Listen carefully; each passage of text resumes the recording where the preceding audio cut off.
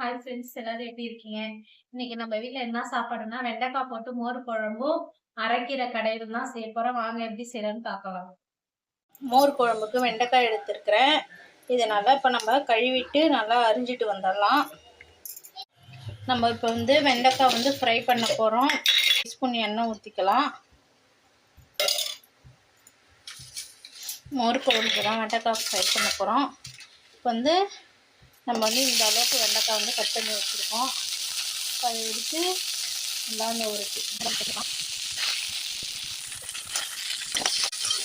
இது நல்லா சிந்தட்டும்.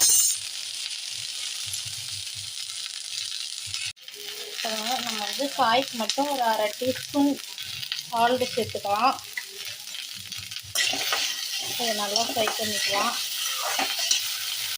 அதனால் நல்லா வெண்டைக்காய் நல்லா ஃப்ரை ஆகிடுச்சு. நல்லா வாசனையாக வந்துடுச்சு. போதும் இந்த அளவுக்கு.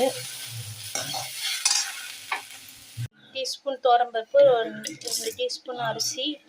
இது நல்லா கழுவிட்டு ஒரு 10 நிமிஷம் ஊற வைப்போம். நம்ம மோர் குழம்பு வைக்கலாம். இதை ஊற வைக்க போகிறோம். ஊற வச்சுக்கலாம். பாருங்க, நல்லா நம்ம ஊற வச்ச அரிசியும் துவரம்பருப்பும் நல்லா ஊறிடுச்சு. இப்போ அது கூட ஒரு 1/2 மூடி தேங்காய் உடைச்சி அதை நான் எடுத்து இந்தமாரி செருவாக அரிஞ்சு வச்சுருக்கிறேன்.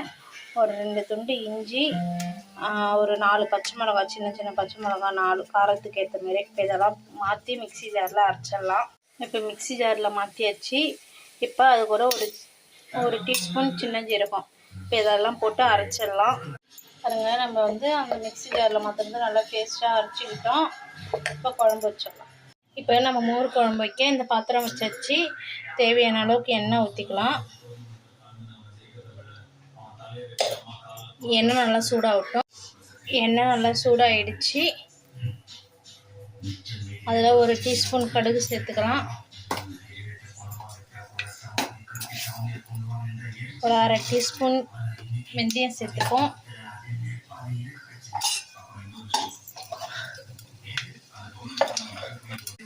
ஒரு 1/4 டீஸ்பூன் சின்ன ஜீரகம் சேர்த்துப்போம். ஒரு 3 பட்டை மிளகாய் கட் பண்ணி வச்சுருக்கேன், அதையும் சேர்த்துப்போம்.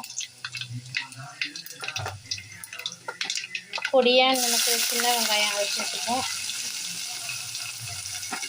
இதை நல்லா சேர்த்து வதக்கிக்கலாம். குழம்புக்கு தேவையான அளவுக்கு உப்பு சேர்த்துப்போம். ஏற்கனவே வெண்டைக்காயில் போட்டோம் கொஞ்சம் உப்பு, அதனால் திட்டமாக இதுக்கு மட்டும் போட்டுப்போம்.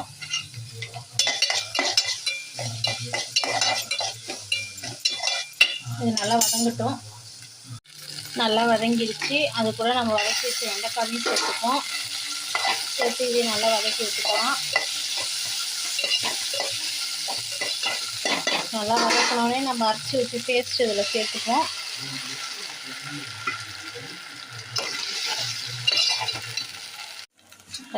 நம்ம அரைச்சி வச்சு பேஸ்ட் இதில் சேர்த்துக்கிட்டோம்.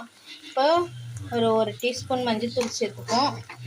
இப்போ நான் அரைச்சி வச்சதை நல்லா கரைச்சி தேவையான அளவுக்கு தண்ணி ஊற்றிப்போம். தண்ணி ஊற்றி நல்லா கிண்டி விடுவோம்.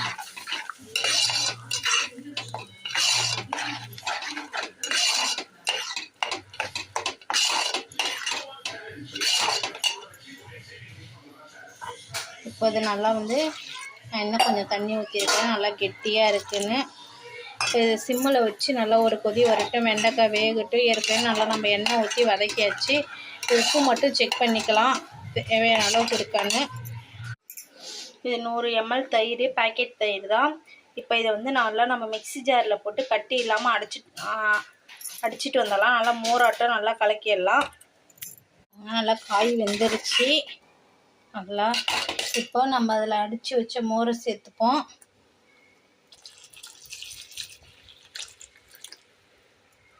இப்போ மோரை சேர்த்து அப்படியே லைட்டாக மேலே நுர கட்டிட்டு வரட்டும். உடனே ஆஃப் பண்ணிடலாம். ரொம்ப நேரம் கொதிக்க வைக்கக்கூடாது. டப்புன்னு ஆஃப் பண்ணிட வேண்டியதான்.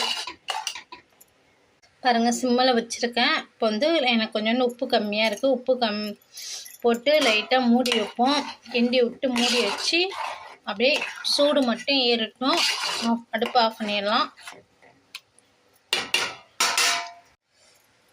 பாருங்கள், நல்லா கொதி வருது. இப்போ நம்ம அடுப்பு ஆஃப் பண்ணிடலாம். மேலே ரவுண்டு கருவேப்பிலை தூவி இறக்கிட வேண்டியதான். அவ்வளோதான், சூப்பரான மோர் குழம்பு ரெடி. நம்ம இப்போ கீரை கடைய போகிறோம். கீரை கடையிறது ஒரு நல்ல பழுத்த தக்காளி, ஒரு 3 தக்காளி எடுத்துக்கலாம்.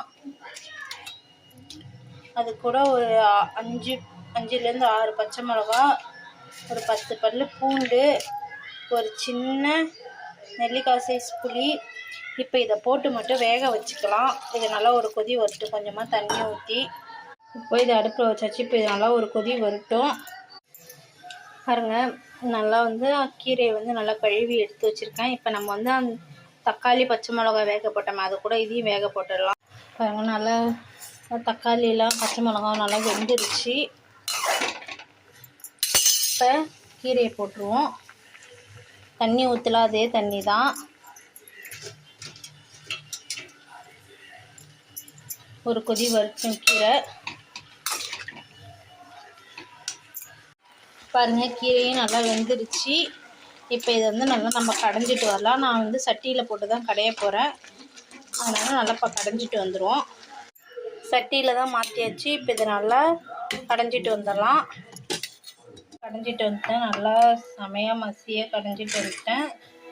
இப்போ நம்ம கீரைக்கு உப்பே போடல. உப்பு போட்டிருந்தா கலர் மாறி இருக்கும், அதனால் கொஞ்சமாக உப்பு போட்டுக்கலாம்.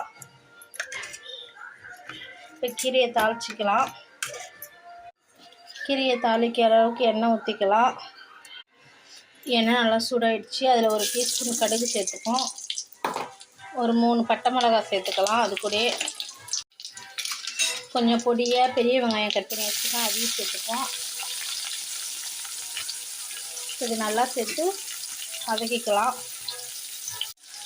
வெங்காயம் நல்லா வதங்குது. வெங்காயம் வதங்கிறதுக்கு சால்ட் உப்பு சேர்த்துப்போம். இதை நல்லா வதக்கிக்கலாம். பாருங்க, நல்லா வெங்காயம் நல்லா பொன்னிறமாக வதங்கிடுச்சு. இப்போ இதை நம்ம கீரைக்கு எடுத்து மாற்றிக்கலாம்.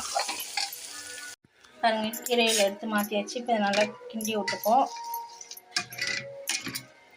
அவ்வளோதான், சூப்பராக கீரை ரெடியாகிடுச்சு.